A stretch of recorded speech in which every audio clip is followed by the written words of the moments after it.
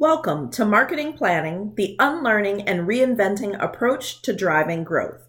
I am Brandy Starr, Chief Operating Officer and Managing Consultant of Tegra Consulting Group. So as we get started, I just want to introduce myself a little bit. For those of you that are on Twitter, feel free to follow me and to quote me at Modern MKTG Star. That's Modern Marketing Star with marketing as MKTG. Just to give you a little bit about my professional background, so I've got 15 plus years of digital marketing experience, primarily in the B2B space. So I am a former Eloquent, so I was a power user for 7 years prior to jumping the fence over to the consulting side, and I am estimated to have over 18,000 hours using the product.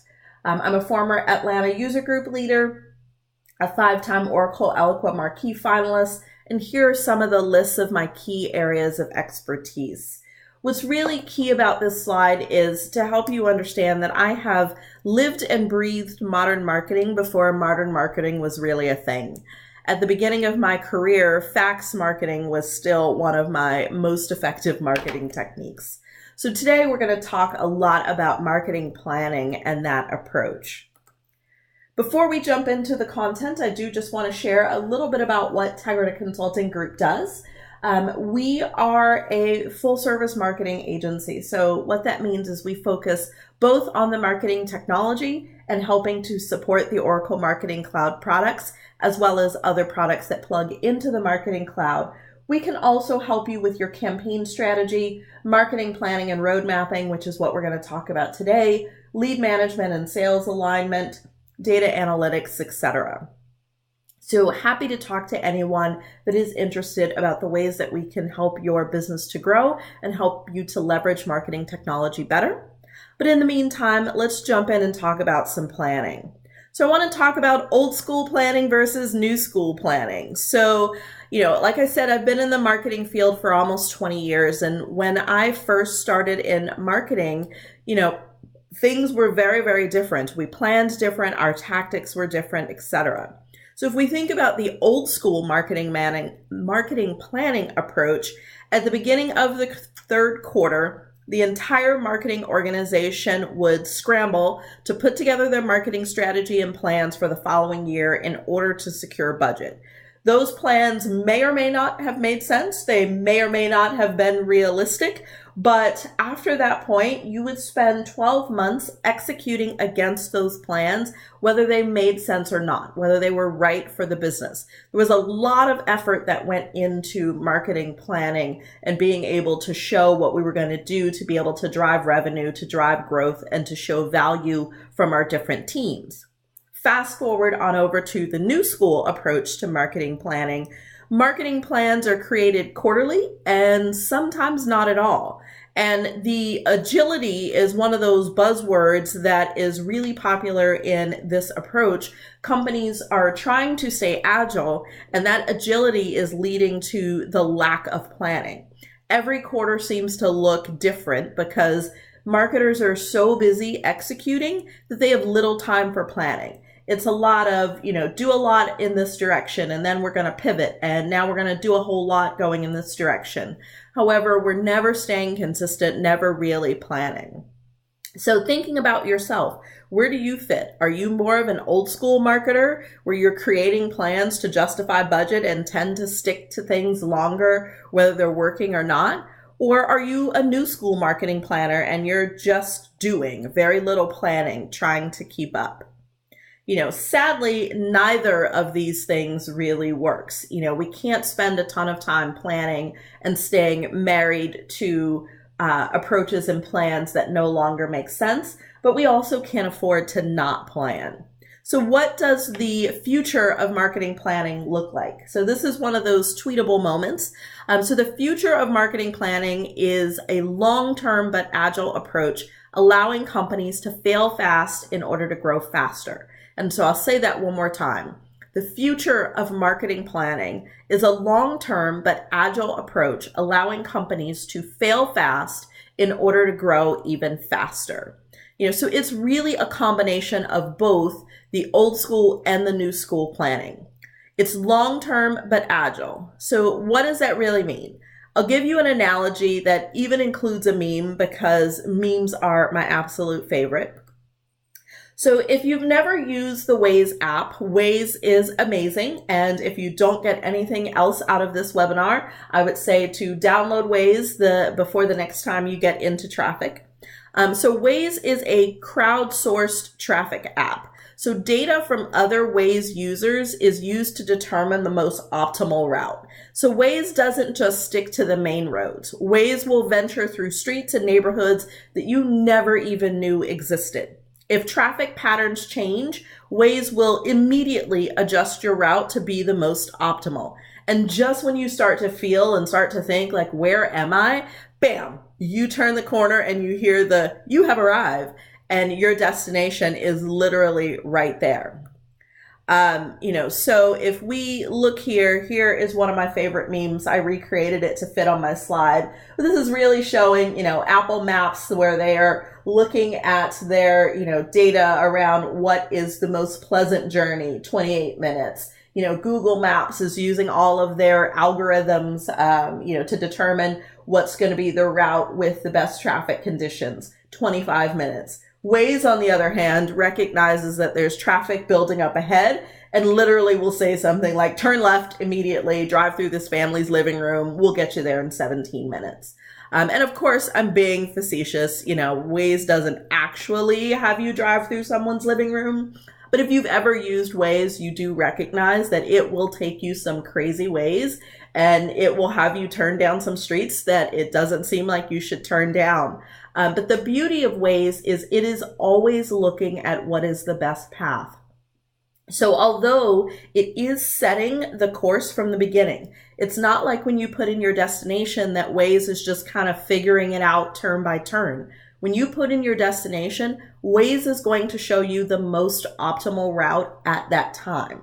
It is that long-term planning. Whether you're driving 20 miles up the road or 1,000 miles cross country, Waze is looking at the full journey. However, when an accident happens or traffic clears up ahead or something changes that the route that you're on no longer makes sense, you will immediately hear a little alert, and that will tell you that we are going to change routes and we are now going to make sure that you are on the most optimal route. That is the future of marketing road mapping. It is forward-looking and long-term, but it is also very, very agile. So we want you as marketers to take the Waze approach to marketing planning. So let's jump in here. So over the next 10 to 12 minutes, I'm going to take you through the journey of the what, why, who, how, and what's next. So what is Agile road mapping? Why is it important? Who needs Agile road mapping? How does it work? And what's next? How can Tegrita help? So first, the what. What is Agile road mapping? As I've stated, the Agile road mapping is an approach to strategic marketing planning that focuses on medium term, so 12 to 18 months, no 5-year plans. So focuses on medium term goals and projects while remaining flexible enough to quickly adapt to changes in priorities and business climate. Exactly what Waze does. Marketing road mapping or Agile road mapping is collaborative. So this is really important. Although you are planning for marketing, marketing impacts and touches so many different areas of the organization. So going through this road mapping process, we want to make sure that we have all of the departments involved that are relevant. That typically includes marketing, sales, product development, and any other departments that, regularly touch your customers or are involved in communications. You want everyone to be a part of this process. When everyone buys into the plan, they're more likely to follow it, and it's more likely to be thorough and effective. We also want to make sure that our marketing planning is holistic. So we are not just planning out our campaigns and tactics. We want to look at what process improvements might help us be more effective. What systems and technology do we have? Are there things that are missing? Obviously the marketing tactics, but also team roles and responsibilities. In some cases, certain responsibilities align to team members and it just doesn't make sense. They don't enjoy the work. It's not the right skill set. It would better fit somewhere else. So we really want to look at everything that we are doing so that as we're planning, we're not just planning tactics. We are planning how we are going to be a better organization, be a better marketing team, and therefore grow. And then finally, and this is probably the toughest of them all, Agile road mapping has to be unbiased. Everyone has to have an equal say. We don't want to give preference to your senior team members or those with the most tenure or even those that are most outspoken. We really want to make sure that everyone is heard, because in some cases, that quiet person that you're not quite sure what they do has a perspective on what's not working or what could work in the business that no one is paying attention to. So we want to remove those biases and give everyone the opportunity to have their input on what the future of the organization should look like. So now getting into the why. Why is all of this important? So here we have another tweetable moment. The most successful marketing organizations are those that are forward-looking, take calculated risk, act swiftly, and create a culture of innovation. So again, I'll say that one more time. The most successful marketing organizations are those that are forward-looking, take calculated risk, act swiftly, and create a culture of innovation. And this is really why this is important. You want to be a successful marketing organization. Marketing's role in revenue generation and year-over-year growth is increasing. So in order to meet the demand, you have to be forward-looking. We have to know what is happening in the marketplace, what are our competitors doing. We have to be looking down the road. We also have to take calculated risk. Nothing new is going to happen from doing the same things. We have to look at what opportunities present themselves, understand the risk of that, and make some efforts to move forward. Take a chance, because a lot of times taking a chance is what allows you to move forward the fastest. Act swiftly and stay agile. Much like Waze, if it sees an accident up ahead, it doesn't say, oh, let me wait a little bit and see if this accident is really bad. Because by that time, you're going to then be stuck in traffic, and it's really difficult to make a change at that point. When you see something needs to be changed, you have to act swiftly. You have to stay agile. And that's making changes within the organization as well as taking advantage of new opportunities. And then finally, this is probably the most important, and a lot of people don't think about it. You have to create a culture of innovation in your organization. You want people to have the freedom to think and to grow and to use their ideas to move the business forward. You want your team to feel that their innovation and their input is really valued. So next is the who. Who needs Agile road mapping? You and you too. I'm being funny, but really, this is something that all organizations, that if you have not gone through this process, can benefit from. So here I have identified some key opportunities for Agile road mapping, things like new leadership. So when you bring in a new senior team, they have their own way of thinking, their own agenda. So this is a great opportunity for new leaders to get input from their team around what's working, what's not, what are the opportunities. And that allows the new regime to get up to speed faster and start to have a greater impact. If you've got aggressive goals, if when your senior leadership announced the goals for this year, everyone collectively gasped, that means you've really got to have your stuff together. And so going through an exercise like the Agile road mapping process allows you to do that. And I won't read all of these here, but these are some of the key opportunities for road mapping. Competing priorities and lots of effort, little results. Those are pain points a lot of organizations are facing. And if you are seeing that, really getting everyone on the same page and putting together a plan can help with both of those things as well. So let's talk about the how. So 4 key steps. First off, you have to identify the road mapping team. So as I mentioned, this should include marketing, sales, product marketing, product management, and any other department that aligns to marketing and is involved in the process. Once you've identified that team, prior to going through the road mapping exercise, we want to do a bit of a gap analysis. Look at what you're doing today and see how that's working, how it aligns to where you want to be, and identify the gaps in the middle. It'll be really important to get everyone on the same page and really understand where there are the biggest gaps and where there's only small changes that need to be made prior to going into this process. Number 3 is we're going to conduct a success planning workshop. And this is the most fun. This is typically a 2-day workshop where everyone is in the room together and really focused on the planning. It's very interactive, and it goes through a series of exercises to help you to uncover the challenges, the growth opportunities, and start to actually put together a plan. And then once that plan is in place, number 4 is to stay agile by creating a monthly or quarterly feedback loop. We want to make sure that we don't just build this plan and then it sits in a digital shelf somewhere collecting dust. We want to make sure that everyone is focused on executing this plan and that in order to be agile, we're constantly looking at it. You know, I think back to a company that I worked for. We acquired a small company and I had gone out to their office and it was software.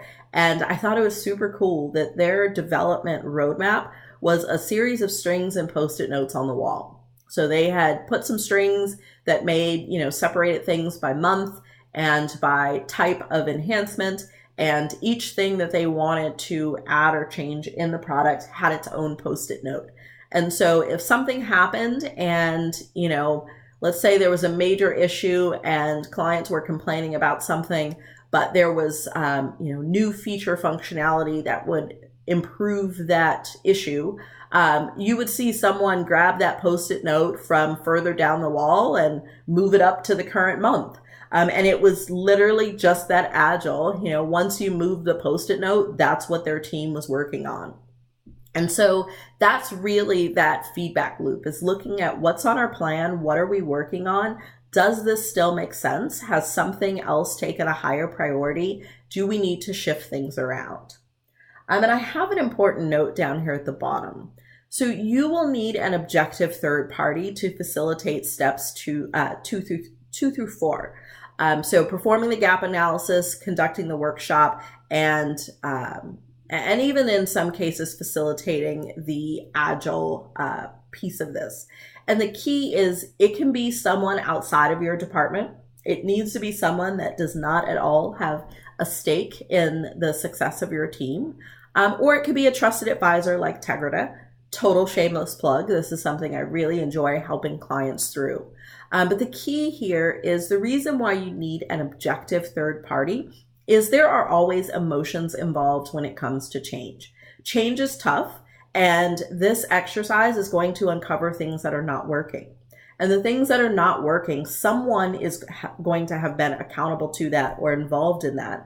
And so if you have someone within the team that is facilitating that, it can actually cause tension. So we want to make sure that we're, again, being unbiased and have someone very objective that is facilitating this process. Of course, in the 20 minutes for this webinar, there's no way that I can get into the full detail of how to go through this process. So that's where the what next comes in. I have put together all of the details around how the webinar or how the road mapping exercise works. And we have put this into a how-to guide. So you can go to go.tegrita.com/gettheguide and actually download the guide that outlines everything that I have talked about here. Likewise, if you want to start having a conversation around how we can help, how we can get you started moving down the unlearning and reinventing approach to driving growth, we can definitely talk. You can email me at sales@tegrita.com. We can schedule a quick chat to talk about what you guys are doing and where the opportunities are. Road mapping is a lot of fun. It uncovers a lot of the challenges, but it also solves for a lot all at once. And it gives everyone something to work towards, something that they're bought into. And it's a great way for companies to move forward a lot faster than they're used to. I appreciate you taking the time to go through this with me today, and I'd love to talk to you some more soon. Until then, thank you.